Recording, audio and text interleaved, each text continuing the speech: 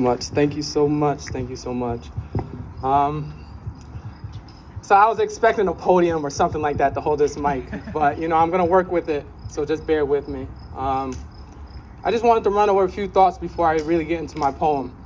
I just wanted to tell you first that I do have a poetry contest coming up soon. I collaborated with the Buttonwood Tree from Middletown, and it's called Set Your Conscience Free. It's to celebrate and honor the life and the founder of the Buttonwood Tree. Her name is Susan Allison. So that's going to be kicking off in maybe September. We're going over the details now, but it's going down. So if any of you write poetry, then get on it, because it's coming, and it's going to be a good event, great event. So just wanted to get that out of the way. Okay, I'll speak a little louder.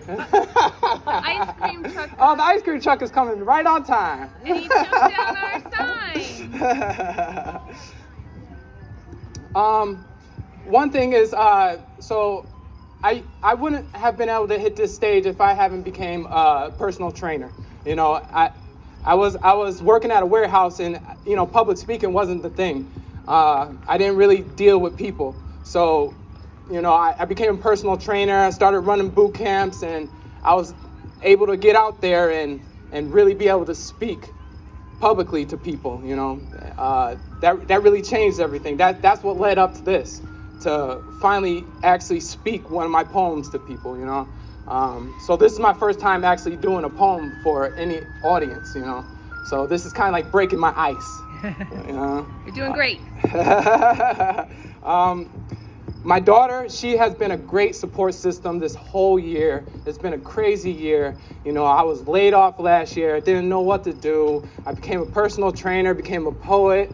Everything is working out well right now, and I'm so thankful, So everything is just leading to this, I just want to say that today is a good day and a good time to remember, to educate, to move on, but to not forget our past.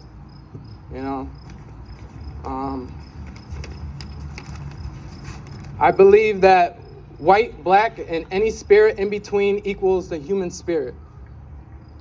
I believe in better. I want you to believe in better. I believe in more. I want you to believe in more. I believe, so I want you to believe. All right? And before I get into the poem, I just want to tell you that last year my poem was called Human Rebirth. And that was something that I made up just for last year's celebration. This year's poem is called Human Spirit. All right? So this year's poem is going to deliver a little human spirit to everyone. So I just would like everyone to relax, to listen, just hold the applause, and to just enjoy the poem, because it was written just for this occasion. And actually, I wrote it months before this occasion, and I was like, yeah, this is the one. This is the one for today. Now I'll try to speak loud enough, but like I said, I was waiting for the podium, and I like to use my hands. As you can tell, it's a little difficult right now. All right. See my daughter laughing at me? That's my support system. All right, here we go.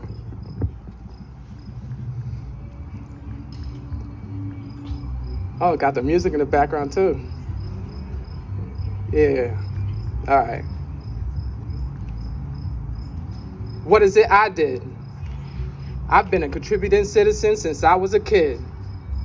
I kept out of jail, never caused violence, moved like a mouse, and I stayed real silent. I have hopes and dreams that I tried to reach. Listen to the words of all I heard preach from the professors that teach in the schools, in the streets. Read the words of the Bible and all the conspiracy theory leaks. There's so many more problems than the skin that I'm in. Times I have to move like I'm walking on pins. Real slight like a ninja, but I still feel the pain. On top of hate's evolutionary heart stain. I didn't live as a slave, nor the 40s or 60s.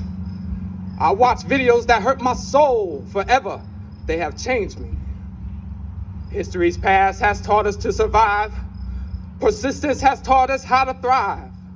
An unfair climate, but adaptability is what God provides. Lessons learned from animals. Together we are strong. A simple equation we always get wrong. We hurt ourselves, which makes us weak. A battle we all lose over beef. Everybody raise their hand now. Open it up. Fold in your thumb. Crinkle your finger over your palm. Raise your fist high and wish the pain to be gone.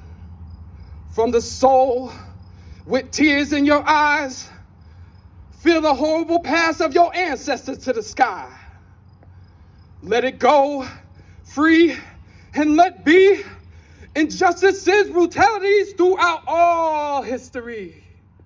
The misery and the truth, the suffering, all lies.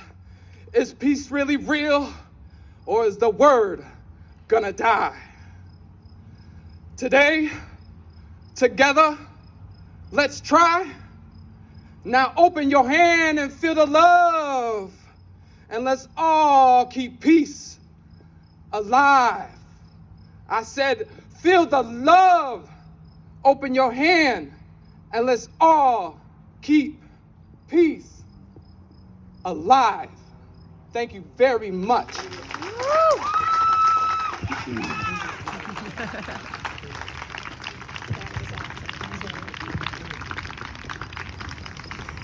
Thank you, Najee. That was so powerful and amazing.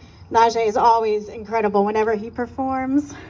All right, next up we have Portland resident Barry Rogers. Woo woo! Hello, everyone. Isn't it a good day today? Yes. Hello, Barry. First of all, my name is Barry Rogers. I'm a Portland resident. I've been a Portland resident for 21 years, but I grew up, was born and raised in Middletown, Connecticut. Today, I would like to do a speech different from the original speech that I wrote. There was some difficulties with that. So I'm going to get right to it, and I hope you enjoy what I have to say. When I think of the word freedom, to most people it means being able to do what you want to do. When you look it up in the dictionary, some of the meanings differ, like the power or right to act, speak, or think as one wants without hindrance or restraint. The state of being physically unrestricted and able to move easily. The state of not being imprisoned or enslaved. Each meaning carries many different synonyms, such as openness, exemption, immunity, liberty, independence, privilege, and emancipation. When I also think of the word freedom, I think of the many people who fought the struggle for the freedom from slavery, such as William Lloyd Garrison, a journalist of a newspaper called The Liberator, who led a campaign against slavery in the 1800s. Frederick Douglass, an African-American author born into slavery, who was sold from plantation to plantation into his adulthood, but one day helped himself and other slaves to freedom. Harriet Tubman, also born into slavery. She led over 300 or more enslaved people from the South through the Underground Railroad to the North. Others who contributed to the struggle of freedom were Harriet Beecher Stowe, Sojourner Truth, Antoinette Blackwell, John Brown, Bronson Alcott, Henry Garnett, and John Parker Hale. Even though slaves were free in 1865, for 100 and more years, we still had to fight to become second-class citizens, still dealing with racism, bigotry, and hatred. In the 1950s and 1960s, the tone was different. Now we were marching to get that freedom, that equality, and the people who led us into that era of civil rights were Rosa Parks, John Lewis, Malcolm X, Medgar Evers, and Martin Luther King Jr. Unfortunately, 3 of the 5 people I just named lost their lives fighting for our rights. Which now brings me to the last word, and that word is right. It's used as a word of direction. It's used as to say, I'm right and you are wrong. It's also used as a political word. It may seem meaningless and small, but when used in the strongest way, it can pack a mighty punch. You have the right to vote. You have the right to live in decent and affordable housing. You have the right to live in any neighborhood. You have a right to an education. You have a right to be successful. You have a right to be anything you want to be. A business owner, a doctor, a nurse, a judge, a lawyer, a police officer, a fireman, a governor, a mayor, president of the United States, a soldier in the armed services, and my favorite one, a teacher. You have the right to play whatever sport you want. You have the right to be a pastor in a church. You have the right to be friends with and love anyone of another race, color, background, height, weight, and gender. But most of all, you have the right to live. The reason why I focused on the words freedom and right is if it wasn't for my ancestors, my family before me, I would have neither one of those things, and I am proud of their struggle.